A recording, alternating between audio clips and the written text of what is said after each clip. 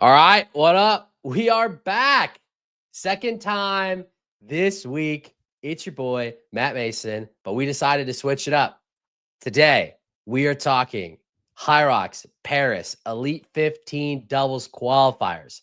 And if we're talking Paris, Europe, it doesn't matter if it's hybrid or OCR. You know we have to have the king of Europe himself. We got Jack Bauer on the show today. Jack, how we doing? Not too bad. Yeah, I almost didn't make it this morning. I had a close call that I think the two of you can relate to a little bit. Bracken and Rich, they're not so good with the hair on the face or the hair on the top of the head. But I was trimming my beard and the buzzer died like halfway through, so I got it just in the nick of time right before recording. I almost had like half a beard applied.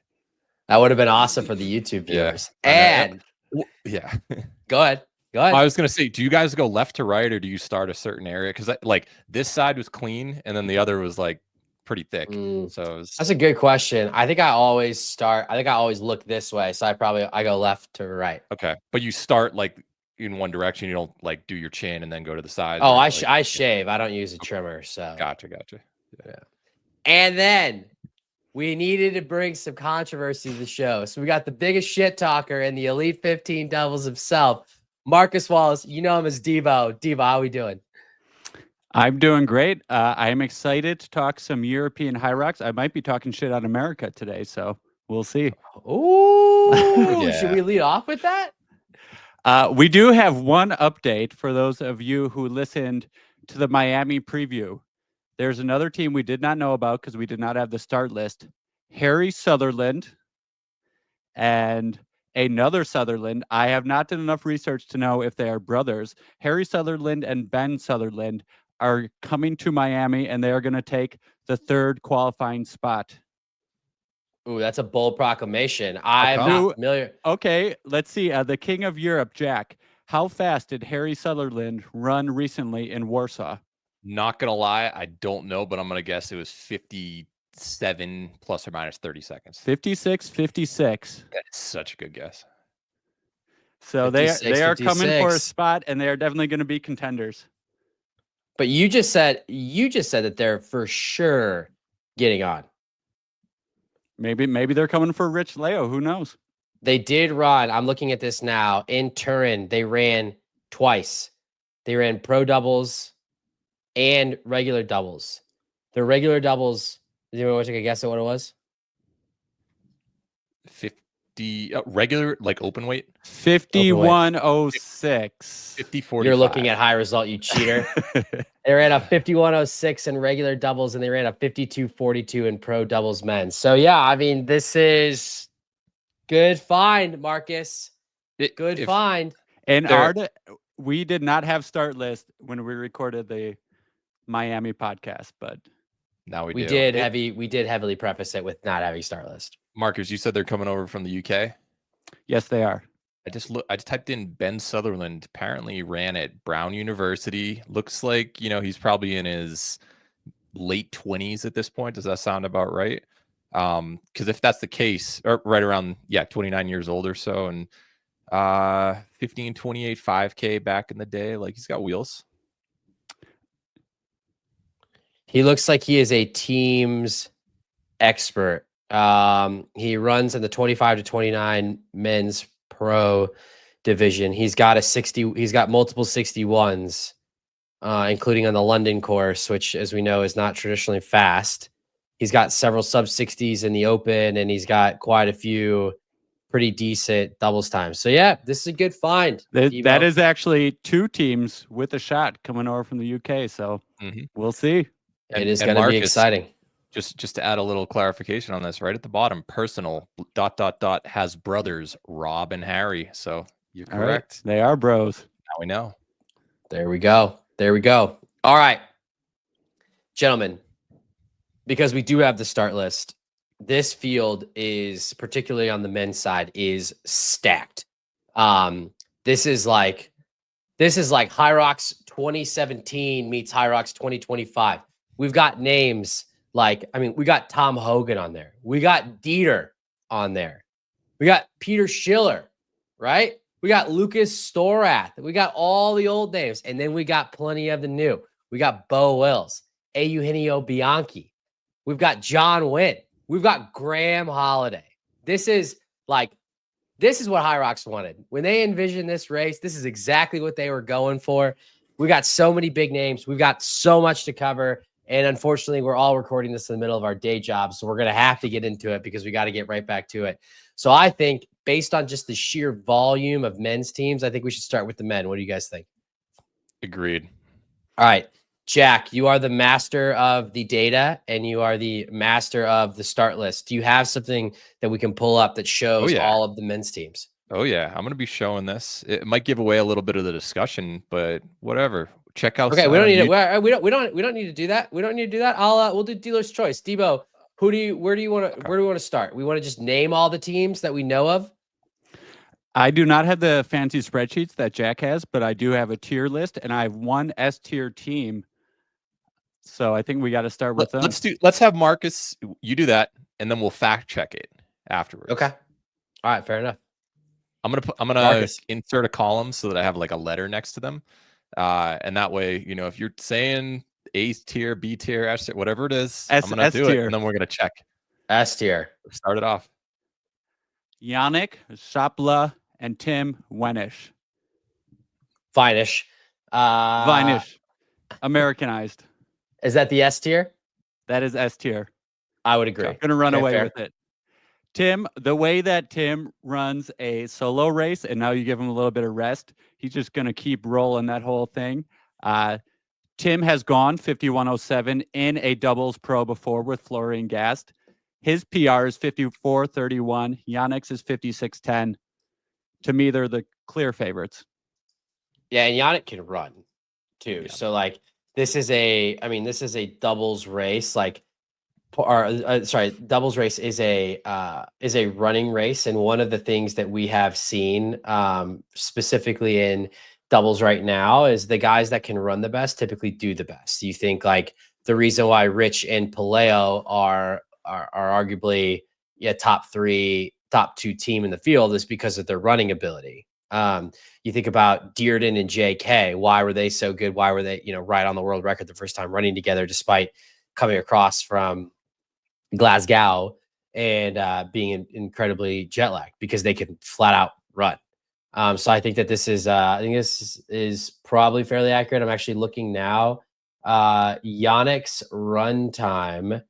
Anybody want to guess what his run total was in Glasgow? So remember, elite races. That's hard to compare Glasgow versus. Yeah, we aren't talking about that. Yeah.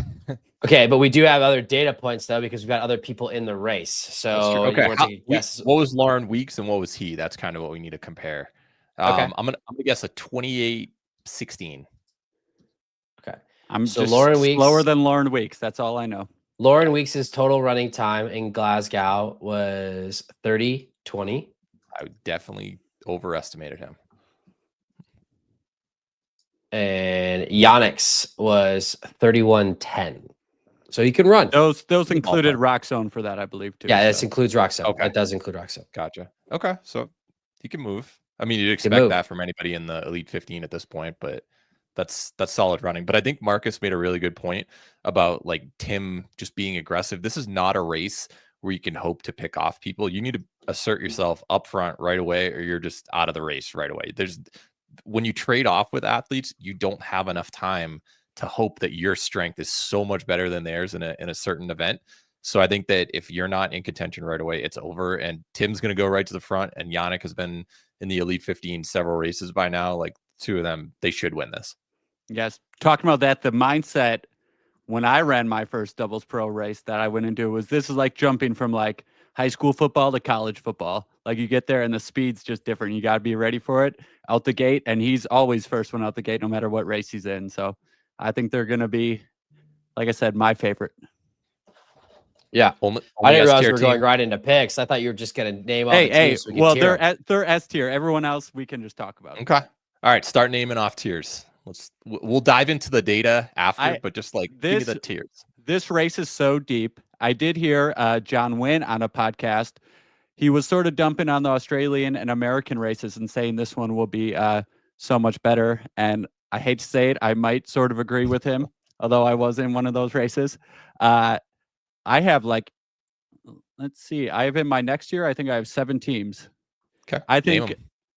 the 2 standouts for the number of Elite 15, either they've qualified this year, they've been sort of stalwarts in there. Bo Wills and I can't say as good as Matt Eugenio Eugenio.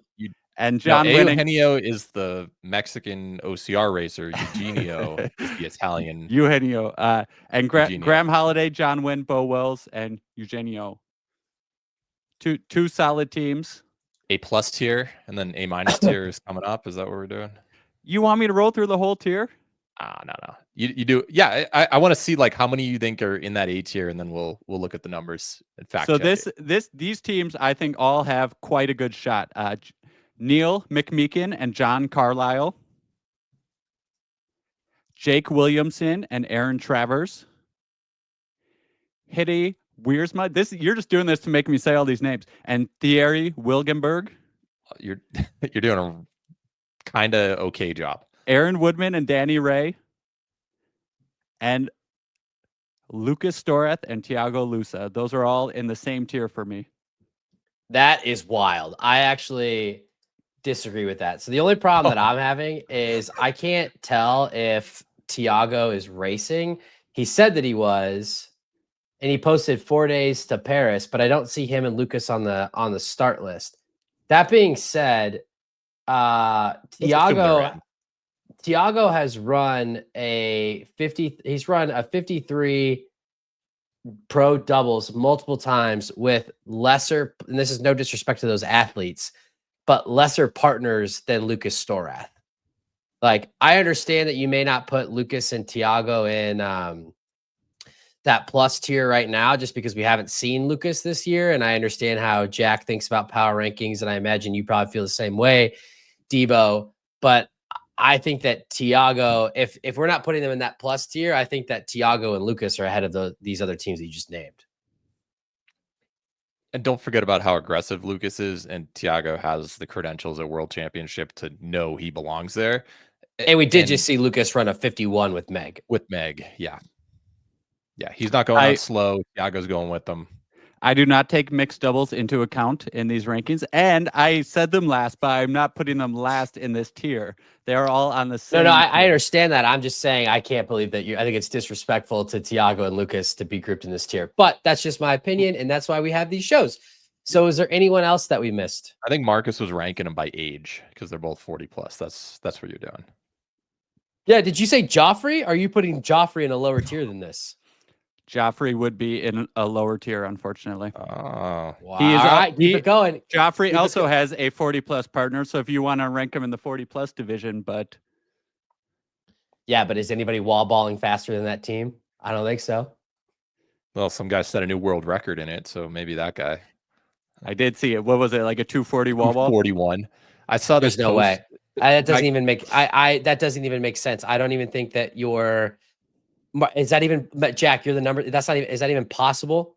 I was in a different group chat, and basically some guy on Reddit a few years ago, there was a CrossFit workout. He's like, I'm gonna do the physics behind what is actually possible, and it's about 1.3 seconds per rep, which would come out to a 210. You're not doing a 241 at the end of a race, including transition time after running a sub 60 pace. Like the guy miscounted. Yes. Or the judge was under the old rules and thought they only had to do 75. He must have thought it was Women's Open. And yeah, that comes out to about a 4 flat or so, which is still a solid time or something. But there's no way. I don't believe it. If Miriam Von Rohr, the Hyrox CrossFit queen, is capped at 251 or 257 on a lower target. On a lower target, I'm gravity, sorry. There's no way that dude's doing 241. No way. Yeah. Anyway. All right, Debo, keep going with the list. I think those are the most notable, the ones that we should focus this on. Who am I missing, Jack? All right, I'm going to do a screen share. And I've got... Did you say... Yeah, because hold on. I think I didn't... Did you say Florian Gast and Fabi? Fabi had a stress fracture in his hip, and I do not believe they are racing until London. Oh, okay. They're on the start list. So that... Okay, fair enough. And then... They are on the start list, but I believe I did do a little IG creeping. Okay. And then what about the other one that I saw that I didn't hear you mention was Peter Schiller and Kieran White. There are certain people the game has passed by, I believe. This guy. Damn, that's crazy. All right, then the last one, for the sake of argument, I did not hear you mention Dieter Schwartzkopf and Marcus Rose, who have already run a 51. A 51 in the pros. They went 52-37 together. I think pro, but they run a 51 as an open, and I think they're gonna get pulled. I think they're gonna get pulled here. this race is going to be so fast. I assume you're going to have to be in the 50s, even maybe 50 low to be up there. So yes. So you think that you're gonna have to be better than Raw Debo in order to get on the podium in this race? I would not be surprised if all the teams have a faster time than us. Wow. The three teams that qualify. We have some self-doubt creeping in 8 weeks before Worlds. No, I have 8 weeks till Worlds. We did not show what we were capable of in Houston. All right. Okay. Well, all right. I see Debo's point. Jack, show us what you got. How accurate was Debo? All right. You guys see this? We got you. All right. So I'll zoom in just a little bit more. Basically, I ranked every single team based if you were on Spotify, it would now be a good time to go over to YouTube. We're at the 16:35 mark. And before you do that, like and subscribe. Yeah, like and subscribe.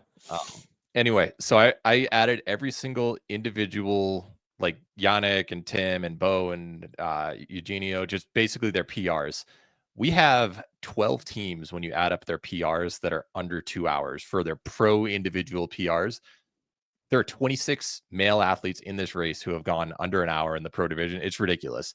But I do agree with Marcus, 150-50. That's almost that's a minute 21 faster than the next fastest combined PR right there. So I think that you're right. This should be Tim and Yannick's race to lose. If we're looking at the rest of those A tiers, you're pretty close right there. There's a little bit of a gap between Lucas and Thiago versus where Florian Gast and Fabian would have been. But you said they're DNSing. So realistically, I think you got most of them. But I totally agree with your dark horse pick with Niall and John Carlisle. 50-57 is what they ran. I think that's a top 5 all-time pro doubles currently, right? That's very close to Rod Debo's capabilities. Yeah. And the thing that sucks for them, or maybe it's a good thing, is they're in the 850 heat while everyone else is in 730. John Carlisle and Niall McMeekin are 6th all-time, 1 second slower than Wisconsin's finest, Raw Debo. So basically, they've got a time that's 1 second slower than a team that just qualified for World Championships, and Hyrox still managed to put them an hour and 20 after the main group. Ridiculous. We have to think that will get fixed. They've shown they've made errors, but they've gotten them fixed for this. I hope so. Yeah. And then your picks with Hitty and Thierry, they're also pretty solid. They went 52-30 together. The thing that I noticed, if you look at the top 8 fastest times, and I'm going to include Florian and Fabian in there, none of them have raced together. And I think that a team like John and Niall, you just kind of know how it feels a little bit more when you've done it before. And I think that having a little bit of experience, all these are great individual athletes, but how often do you see a race or a sporting competition where you get the all-star team together and they don't always beat the team that just meshes well together and kind of knows how to read each other's body and when to make the right move? I think that having that experience of the team might actually, move them up the leaderboard a little bit closer to the top than people might expect. I definitely agree with that. And just so we don't skip over them later, since they are down on this list, Hide and Thierry have both gone sub 52 with other partners in pro doubles, so they have experience there. They went that 52-30 together. They did a tune-up race in the Opens a couple weeks back, and I believe it's Mechelen and 50-06 together in the Open. Hide is also the 2024 pro champ from Nice. So he can race in the big races. I think they are definitely someone, if they aren't getting talked about much, that still definitely has a very strong shot. Yep. Yeah, Yeah. and you got to think like there's some other teams here that have raced together, like Tom Fransons and Peter Mace. They have run a 52 mid together, so there is no reason to think that they couldn't do well here. I mean, honestly, when I think about this, I feel pretty good about Tim and Yannick being the favorites, but I don't feel good about second or third at all. No. I'd like to think that like, we have seen Graham run a 51. I don't remember what he ran with Hunter. I believe it was like 5108 or 5110, I believe. And I know that for them, neither one was like really quite as primed. That was like the start of Hunter's season, and Graham wasn't really running a ton at that point. I remember him talking about that. And I know that his running fitness is back, and John has also been focused on this race. So I'd like to think that, they've got a probably a better shot than these other teams. But like, I don't know, that Lucas Storath team and Tiago team sticks out to me mostly because that has been their focus. They've had this date circled on the calendar. They've been training for it. They've been training together for it at the various athletic camps. We know that they've kind of put their eggs in this basket. I know that Debo doesn't put stock into mixed doubles, but Meg is one of the best runners in Hyrox, regardless of men or women. And Lucas was able to keep up in that race. So that to me feels like a team that, even though we're projecting here that they're coming in as the 6th seed, I would think they've got just as good of a shot to get on that podium as anyone. Yep. Totally agree. And then one other thing, what I did after, so we always talk about Jack's butt, Bauer's updated top times.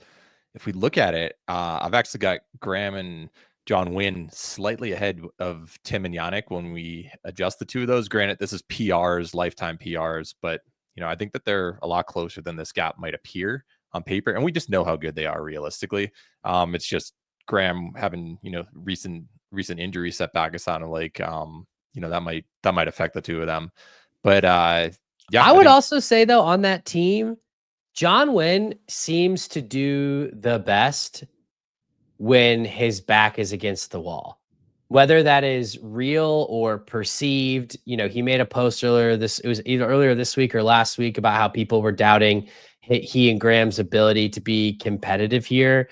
I mean, last year, he never did bad in the majors. He was always in the middle of the pack. He just wasn't able to get his spot. And then he came over to the US, where he historically hadn't done well, and emphatically punched his ticket to Worlds. He's been training for this. He wants to compete. I would not be surprised if the team of John Wynn and Graham was there to lock down that second spot and or eat up Tim and Yannick should they falter. I think the question for Tim and Yannick is, we know Tim can race hard. They were the original world record. He was the world record holder for a long time with Sandy. They were weren't they the first ones to break an hour? I think that's the tattoo they have. They got like 48.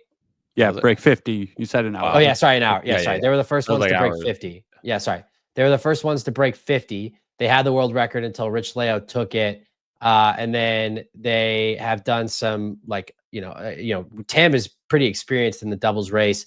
My concern for that team would be, does Tim crack Yannick? Because Tim pulls, he'll run a 330, 320, 1K to start a solos race and then pull a 141 on the ski. So I can't even imagine what that's going to look like in a doubles race.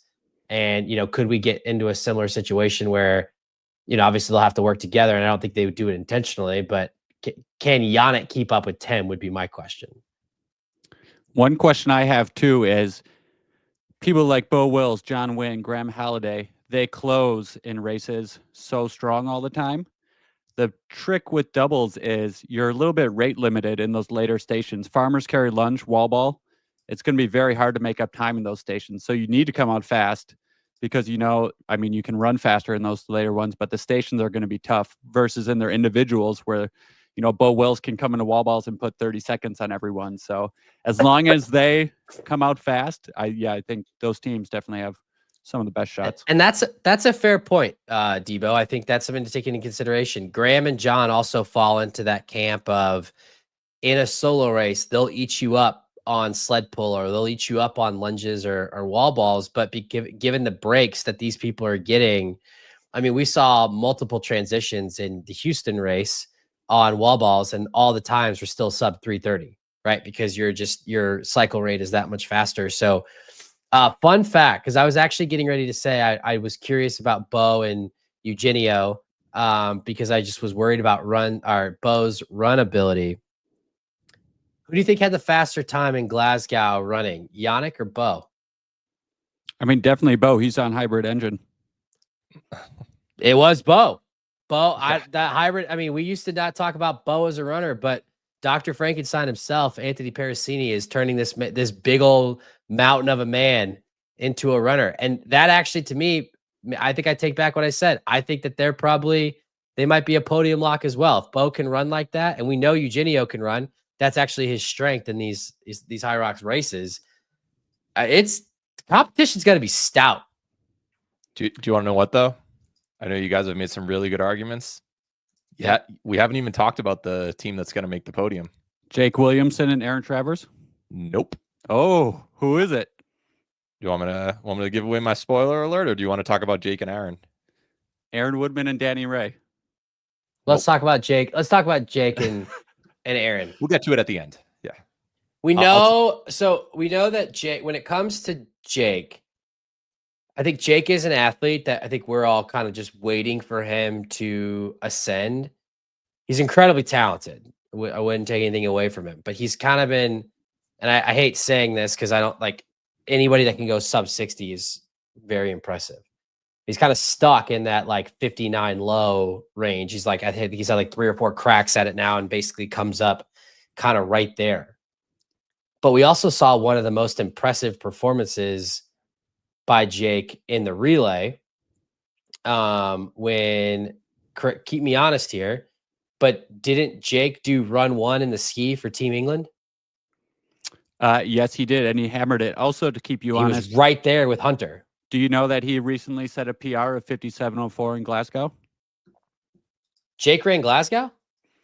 Yes, this is the problem sometimes when you have these pro races during the elite weekends. Some of these fly under the radar because Aaron Travers went 56:27 in Glasgow and Jake went 57:04. So that was recent. All right, I take it back. Dialed. Thank you for keeping me honest. I knew that he raced Vegas and I knew that he raced Warsaw, but you are right. He raced Katowice, ran a 58 high, and then he did Glasgow 57 low. That is my bad, Jake. My bad. Yep.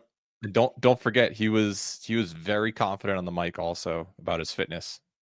So he's rounding into shape at the moment. But can they go fast enough? I mean, Jake is a great runner. I mean, if they've run that fast individually, they obviously got some wheels. I'm looking at his run total from Glasgow. We don't talk about Glasgow. I know, but we've got we don't talk about Glasgow. It's like 32 mid. And you said that Yannick was like 31:10 or so. So he's like a full minute after that. Now, what I don't know, but I definitely do not know the answer to this. So I'm not even going to claim to be right here.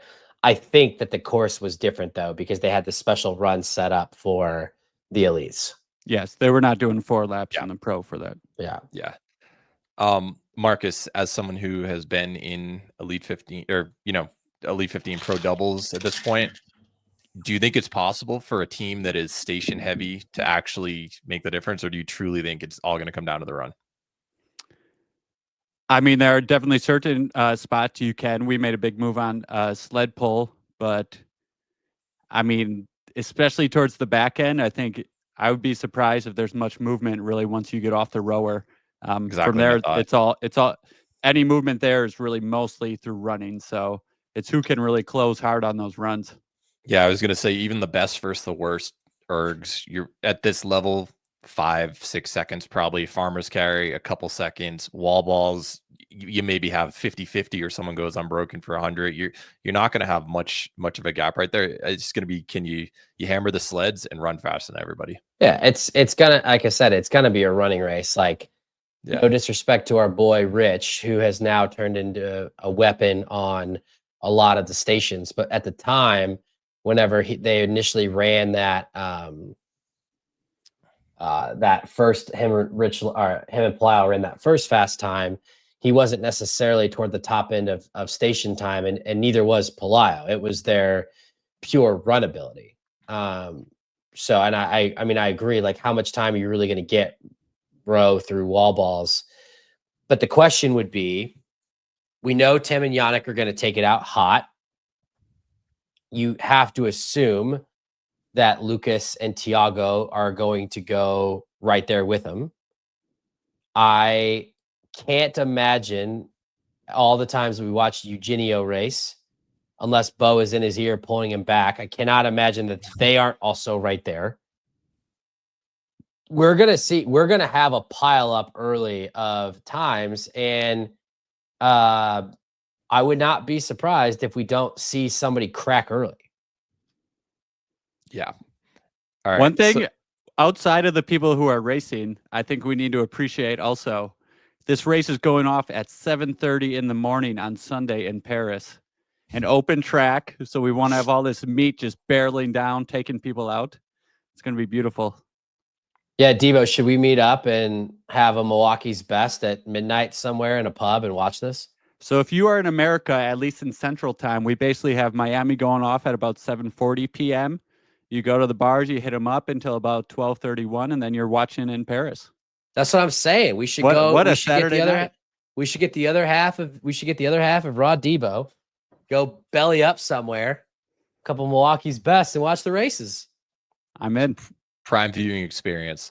Well, I'm just gonna, hard pivot right here. You guys have just been talking about how best runners, they're gonna win. We haven't even named the two best runners in the field. I don't even think that Tim and Yannick or Eugenio or Luca, I don't think that they're even going to be in first place to touch I can't wait ski for erg. this. All right. Is this your dark horse finally? My dark horse finally. Okay. So are they Spaniards? They're Spaniards, and I'm going to scroll. Is it the Spanish Rich Ryan? Faster than Rich Ryan. This team of Pablo Sanchez Santos and Kevin Lopez Yerga, they're going to be nasty. Do you guys know their background? Like Pablo, he's run 2 races. In Bilbao, he ended up running a 58:38, and Malaga he was 57:19. So big trajectory right there. His run split was 26:45 in Bilbao, and his teammate has never run a Hyrox. You're like, oh well, probably not going to do well. He's a 2-time Olympic 800 runner. Well, there we go. I knew Pablo Sanchez Santos was good, and I believe I'm all in on the Spaniard train, especially for the last chance qualifier coming up. I did not know much about Kevin Lopez Yerga. His 800-meter PR, 1:43.74. Is that good? Yes, it is. That's on YouTube. I'm smiling. There have been many runners who come into Hyrox that you think, oh my goodness, what could slow them down? And all of a sudden they hit 2 stations in and you're like, what happened to them? So it is a true wild card pick. I will say that the one station that from watching up close and personal in Houston, the one station that can still give people a hard time, even though you're splitting the work, is the sled pull. Seems to be, there's always so much talk about sled push. The sled pull still seems to be the great equalizer in terms of doubles racing, and this as well. And so I have no doubt that this guy can run. Yeah. And you said he's never run one before, right? His partner has, but the Olympic 800 has not. Yeah. Kevin has run or has not run. He's the 800-meter 2-time Olympian. Pablo, he's run a 57:19 and 58 mid for his 2 races, both pro. If he didn't do that, if he was just a 60 guy and he just had a couple of really fast high-level runners, it's like they're not going to do damage. But I think that the trade-offs and like Kevin's pace, his threshold is definitely going to be a lot faster than the rest of them. So even if he's cracking a little bit, and Pablo has shown he can do a lot of the work clearly right there with the 57:19, I think that they're going to be in it a lot longer than people realize. Or even if they're not, could they crack people?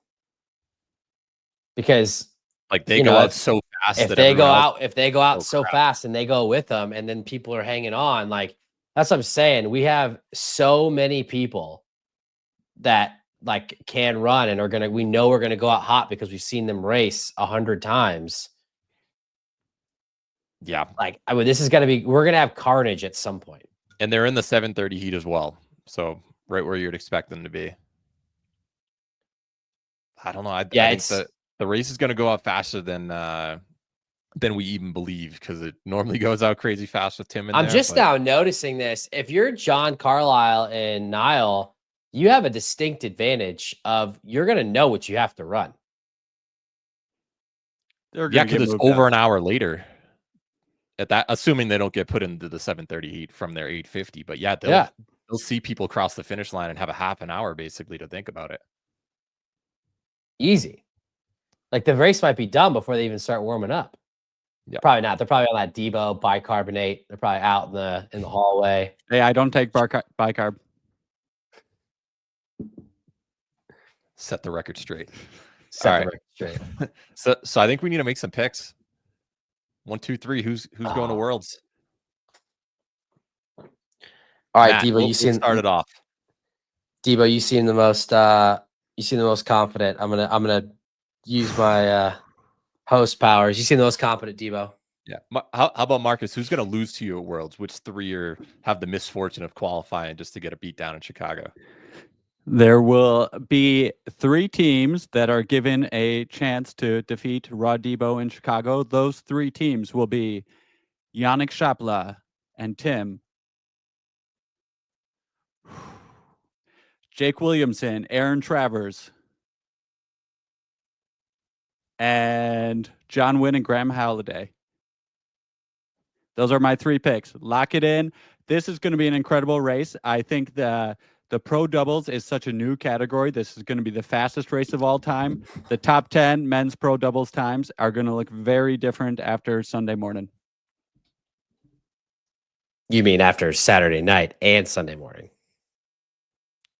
Yeah, still morning if it's after midnight, but yes. Yeah.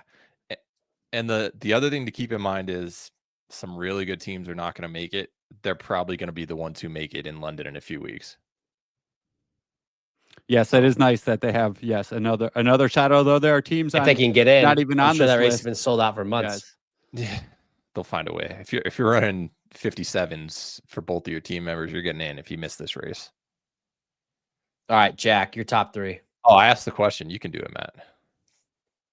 All right, I think the winners are going to be Tim Vinish and Yannick Chapla.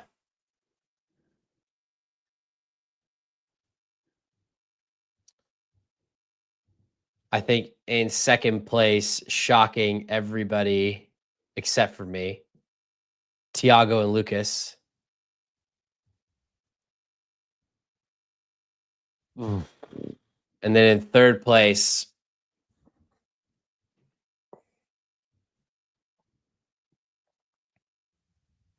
give me Graham and John Wynn.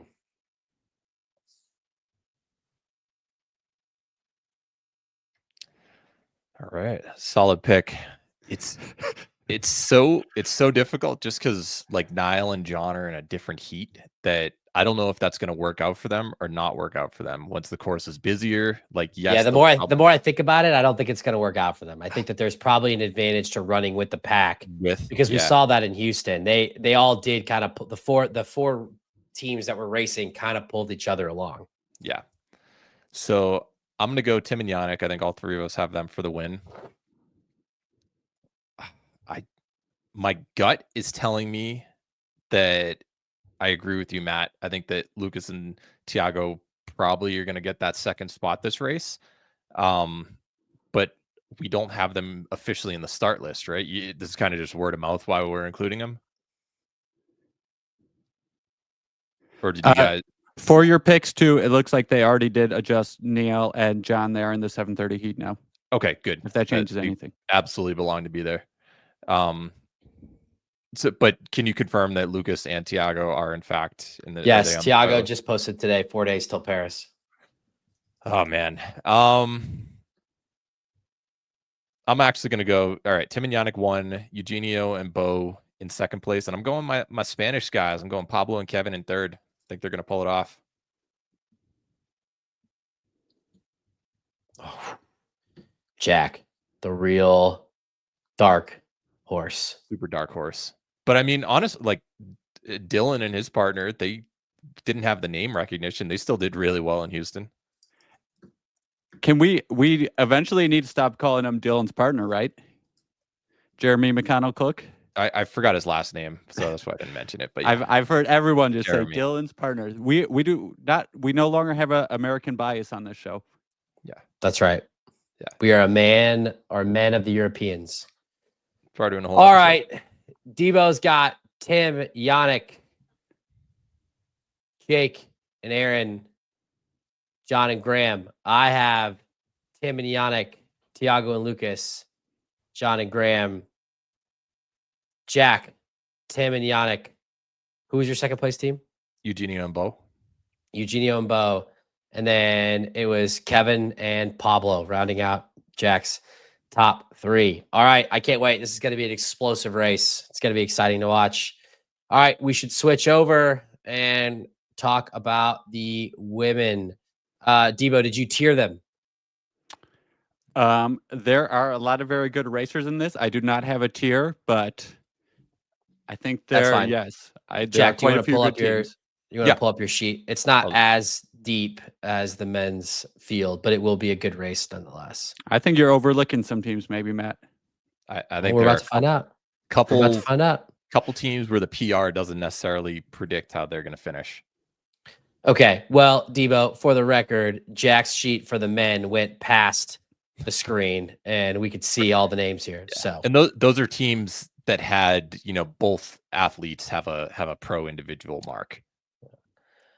Right off the top, I know the plan was for Zara and Kate to race. I doubt that they are racing, given Kate just got cleared to run again this week. Debo, you got any hybrid engine? Friend of the pod, Greg from Rocks Life just interviewed her. It was a great interview. He interviewed Zara. She did mention at the end that they are focusing on London. Okay. So they will not be racing, so we can take them out. So that leaves the favorites in this race are definitely going to be Linda Meyer and Viola Oberlander. We could talk about them really quick. Linda was the co-world record holder with Meg Jacoby until the Houston race. These are two of the, in terms of if we were to do a top 5 or top 10 Hyrox of all time, they both would be on there for the women.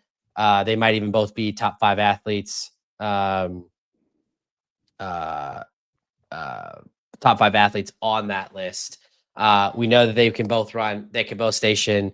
Linda's run a 55. Viola has run quite a few doubles this year, including mixed doubles, which although Debo doesn't put any stock into that, it is worth putting stock into it from the women's perspective because that is the women's pro race. So far this year, she has run a 54.29 with Peter Schiller. She's also run a 54.34 with Peter Schiller. She's run a 55 with Fabian. She ran a 52 with Bo Wills. So Viola has run incredibly fast times in this exact race, and Linda has run a 55. So there is no reason to think that this couldn't be a 55 low team, or at very least 55 mid. Yeah, Linda used to have the world record until Tia and Joanna ended up beating the record that Linda and Megan had. So absolutely, she knows how this race feels. She's got the credentials, so many podiums at Hyrox majors in the past. There's no reason why they shouldn't run away with this. I would first like to say, yes, these ladies will qualify barring anything strange happening. I would also like to amend the record because mixed doubles, I do not take into account for men, but I do take into account for women. And my favorite team in this race is not Viola and Linda. Great. You're entitled to your opinion. Who's your favorite team for this race, Debo? Prove us wrong. My pick for this race is Dr. Alice Sure and Tanya Strohschneider. They recently went second and third at the European Open Champs, Alice is actually the one who has the world record mixed doubles with Alexander Ronkovich in 50-58. She also recently PR'd in 102.37 in a pro race. Tanya has started last summer in Rimini and has rapidly ascended. She was recently in her first Elite 15 race, but was dealing with an injury. As long as she's coming in good form, I think that is my pick to win the race. I'm still You're going basing Linda that and off their Viola. run ability because they both have PRs that are 2 minutes slower than Linda and Viola. I'm not sure if you've heard sometimes courses are different in Hyrox. I believe they are two strong runners, and I believe they're going to win this race. Well, I think one thing for my favorite team, Linda and Viola, or who I think are the favorites, like Linda, we've seen her this season have like ups and downs literally midway through the race where she'll go from 4th to 12th and then somehow move up to 5th and then 3rd again. Like that, those big fluctuations. She'll have time to like recover on some of these stations that may have been giving her problems in the solo race. And I think that they've got the credentials. I think there's, in my opinion, no way that they don't win. I agree. I think for me, these are the two top teams. Obviously, I'm trying to mix it up a little bit here, but I think my squad is just going to squeak it out a little bit in the end. Yeah, another pretty legit team, Secca Arning and Rebecca Frank. They went 30-55 in their runs when they teamed up and ended up going 56-45. So 2 of them can run. That was in Rotterdam earlier this year. So yes, it's kind of like that John Carlisle team where you have experience and you know exactly how it feels. And I think the communication might pay off right there, realistically. That could save 10-20 seconds. You could read the body language of your partner when they're struggling a little bit. And I think that having some experience is going to pay off. I agree. Yeah, I was actually gonna say that my pick for second was going to be Secca Arning and Rebecca Frank. I feel do we decide is it Secca or Sika? Sika. Secca Arning. Okay. Sika, yeah. She had a tough race in Vegas, but bounced back and was very impressive in Glasgow, where she took 4th in that race, correct? She qualified Yeah. at least. Yeah, she took 4th in Glasgow. And again, I do think we talked about this on Monday's or Tuesday's show about Miami. Like, I think racing together does matter. They have run a 56-45, which I think counts for something. And I think, typically we see people do better their second time. So there's no reason to think that they couldn't go 56 low, 55 high. And I think that would likely be good enough here.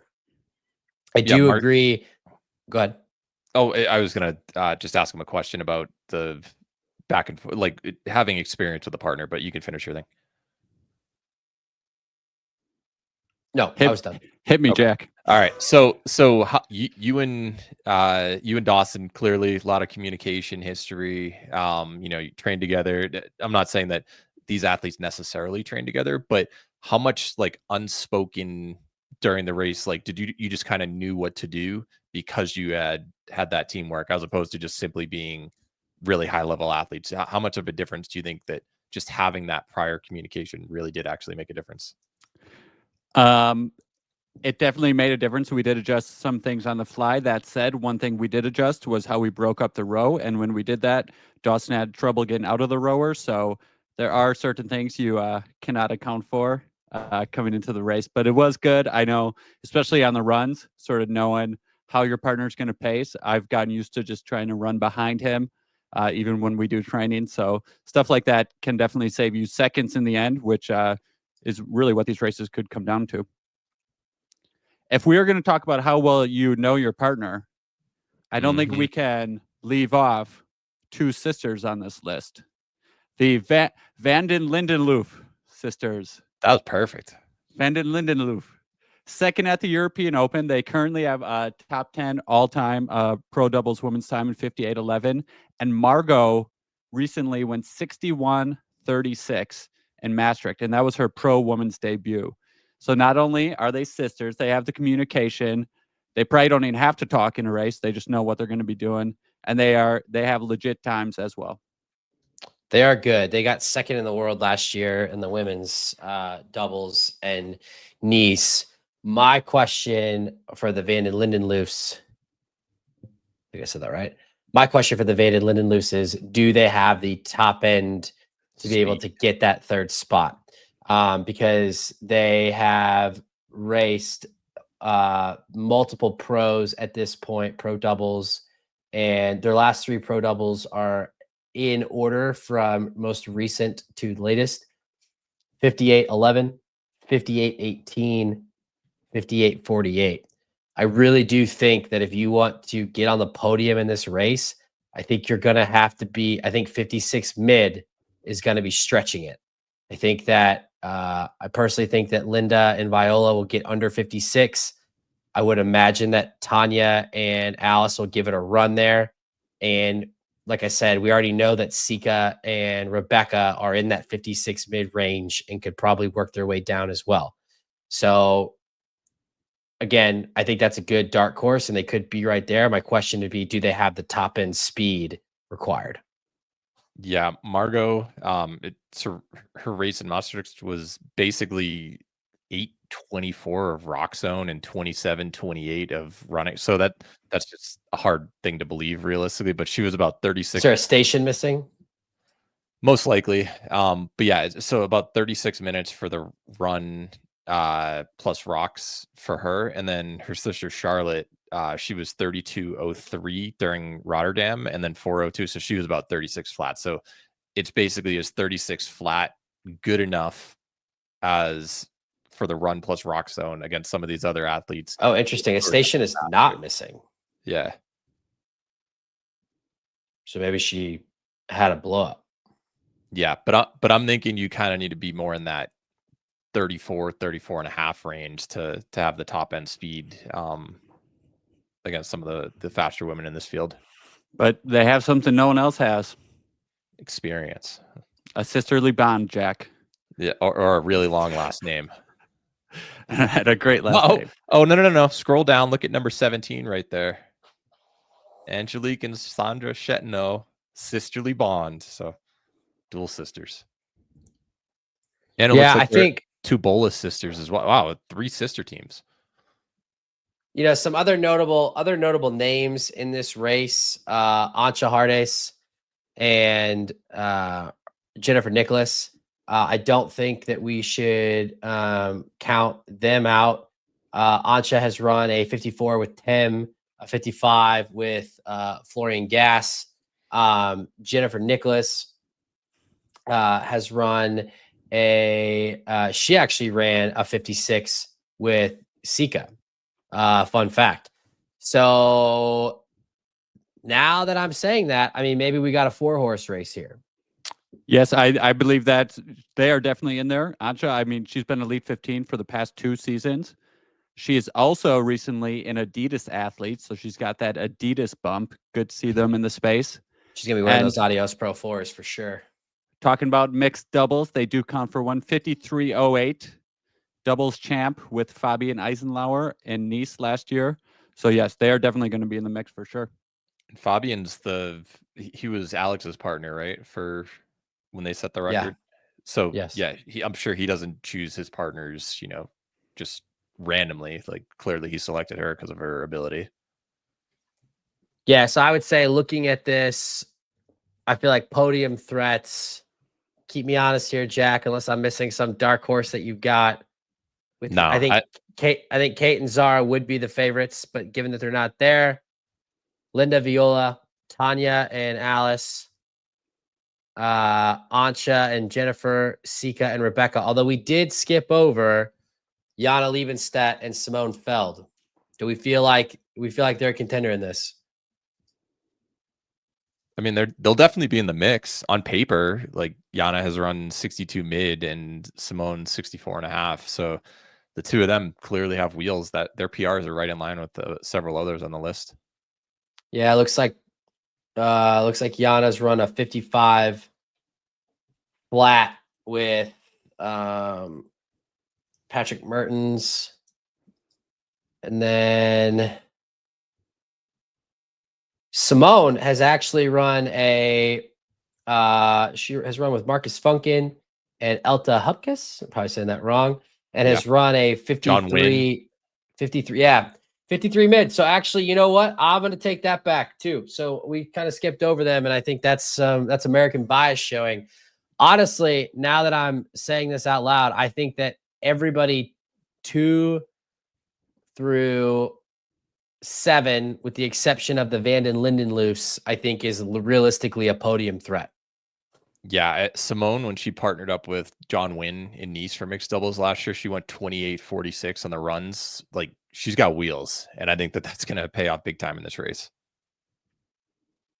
Yeah, it's all about running.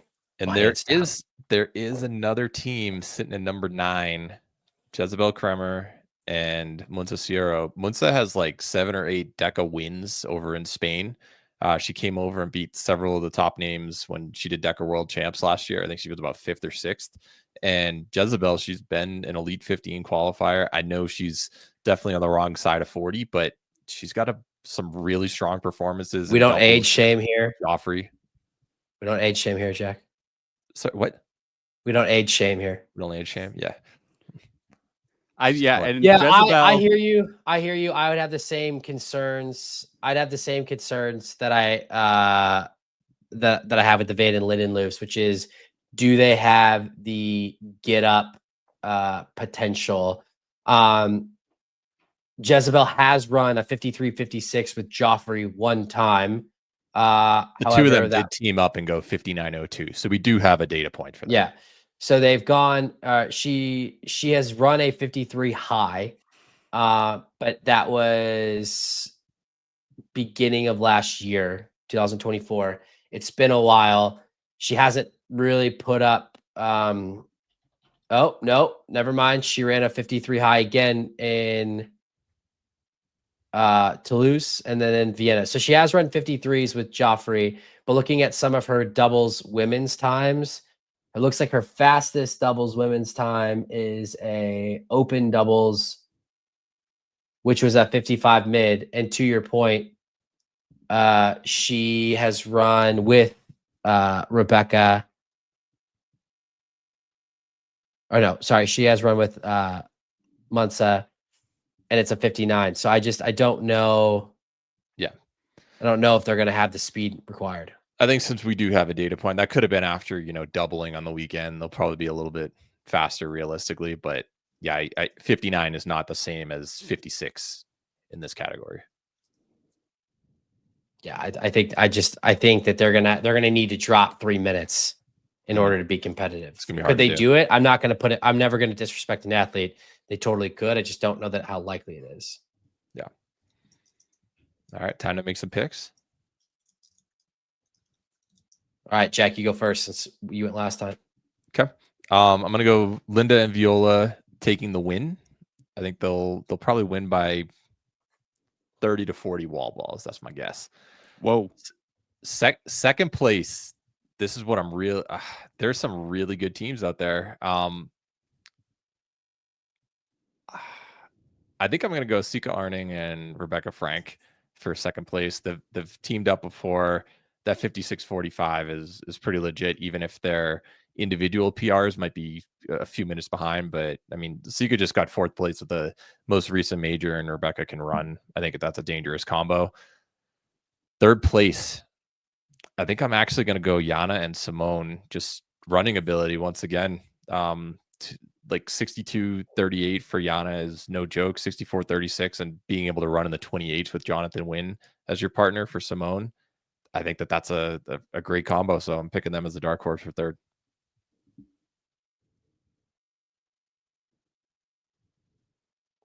Who's up next? Debo. Coming in first, Dr. Alice and Tanya. Coming in second, Linda and Viola. And coming in third, Seka and Rebecca.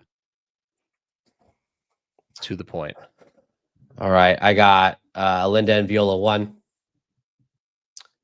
Sika and Rebecca 2.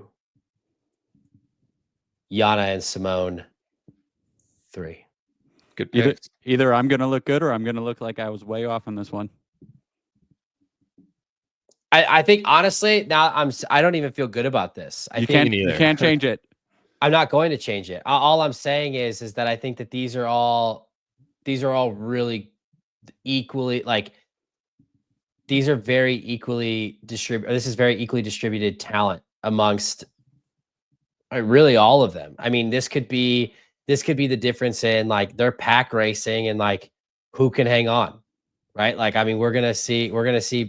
I think it's gonna be tight, just like it was. And I honestly would expect this to come down to the wall balls. I would not be shocked if we had a Dylan Scott, Jeremy McConnell, and Rod Debo situation where we've got Dr. Alice, Tanya, Yana, Simone, Ansha, Jennifer, Sika, and Rebecca all coming in within 10 seconds of each other. Like that would not be surprising to me at all. I really hope they, especially with the men's race as well, I could see it coming down so tight. They need to have some clear regulations on how these races finish after wall balls. If you're running with your partner through the rig, if you're running around the rig, if it's the first partner across, the second partner, if they're going off timing chips, or if they're going off who crosses the line first. I think hopefully there are no problems with that this weekend. Yeah, we don't want a Sean Noble incident. So Definitely. Yeah. I was just looking at the Houston results for the top 3 women. You had Tia and Joanna go 54-24. The Laurens went 55-36, and then 58-43 was the gap. Obviously, this is a much more competitive in terms of depth type of race. Do you see there being a clear breakaway, or do you think that this is going to be bunched up? I think it's going to be bunched up. I don't think there's going to be a clear breakaway. Who would be the clear breakaway favorite? Linda and Viola? Talent wise, or PR wise, that probably is the case, but I don't know. I feel like they're not necessarily going to take it out like a Lucas or Tim would on the men's side. Women generally race smarter, so yeah, I was going to say they tend to race like, hey, here's a smart pace. Like we see it at the majors all the time. Lauren goes out first, Joanna or Meg might go with her, and then everyone else is like, yeah, I'm not going to do that. I'll make a prediction. I think that they're all going to be together until the sled pull. I think Linda and Viola will leave 15 seconds ahead, and I think that they might gain a little bit of time. I think that Linda and Viola ultimately win by 35 seconds. I think everybody else is within 10. All right. Book it. Well, without Kate and Zara in this race, if you've got a chance to get that 3rd spot, you better do it, because London's going to be really difficult. Basically, one of those podium spots is already taken. Yeah, I mean, there's no reason to think that whatever 2 teams don't make it here, there's no reason to think that they don't wind up snagging it in London. Yeah. So, all right, we did it.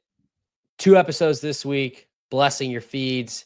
If you like the work that we're doing here at Race Brain, like and subscribe wherever you get your podcast. Give us a like on the YouTube channel. Turn on those notifications. We do greatly appreciate it. We got big things cooking over here at Race Brain. Can't quite tell you everything, but we got some cool stuff coming. Be on the lookout for that. Make sure that you're subscribed so you get alerted first. Jack, Debo, any final thoughts for the crowd? I want to hear who they think is going to finish on the podium and end up making worlds. So let us know in the comments. Who do you agree with? I love it when people go back and forth and they're like, you're an idiot, or I agree with your picks. This is such a new division, and it is beautiful how qualification works. Anyone who wants it can show up. It's going to be a great weekend. All right, Debo, Jack, as always, appreciate the time.